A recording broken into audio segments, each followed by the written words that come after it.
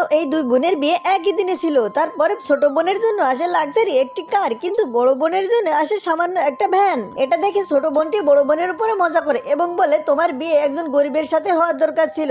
এটা বলার পর ছোট বোনটি তার বড় লাক্সারি কারে করে সেখান থেকে চলে যায়, কিন্তু সে কখনোই জানতো না তার বড় বোনের যেখানে বিয়ে হয়েছে তারা তার থেকেও বেশি ধনী। মেয়েটি তার শ্বশুর বাড়ি পৌঁছে গিয়ে দেখে তার শাশুড়ি মাছ শুকানোর জন্য রোলেক্স গাড়ি ব্যবহার করছে। মেয়েটি তারপর আরো অবাক হয় এটা দেখে যে চপস্টিক ছিল পুরো রূপার চামচের এবং খানাগুলো ছিল অনেক দামি দামি। মেয়েটির কাজ শেষ না হতে হতেই তার স্বামী সেখানে এসে উপস্থিত হয় এবং তার জন্য একটি গিফট নিয়ে আসে।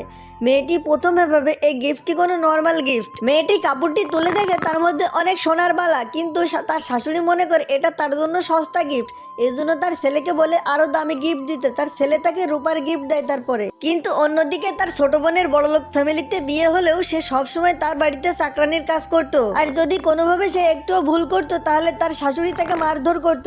বড় মেয়েটার কাছে অনেক টাকা পয়সা থাকা সত্ত্বেও সে নিজের পায়ে নিজে দাঁড়ানোর জন্য নিজের কাজ করত। একদিন বড় মেয়েটির স্বামী তাকে একটি বড় পার্টিতে ইনভাইট করে, সে সেখানে যায় কিন্তু সস্তা কাপড় পরে। সেখানে তার ছোট বোনও যায় এবং গিয়ে তার উপর পানি ছুঁড়ে মারে। সাথে আরো বলে এই পার্টিটি কোনো গরিবদের জন্য না, কিন্তু এই পার্টিটি ছিল তার জন্যই। তাকে পরিচয় করে দেওয়ার জন্য তার হাজবেন্ড এই পার্টিতে আয়োজন করেছিল। তারপর বড় বোনের পকেট থেকে একটি হীরার হার বের হয়। ছোট বোন ভাবে সে চুরি করেছে, এজন্য সে পুলিশকে ডাকতে যায়। ঠিক তখনই সেখানে বড় বোনের হাজবেন্ড এসে উপস্থিত হয় এবং ছোট বোনটি তার উপরে বিভিন্ন ধরনের কথা বলতে থাকে। তারপর পুলিশ ভুল বুঝে তাদের দুজনকে অ্যারেস্ট করে ফেলে এবং কপালের জোরে তখন তার অ্যাসিস্ট্যান্ট ওই সময় চলে আসে।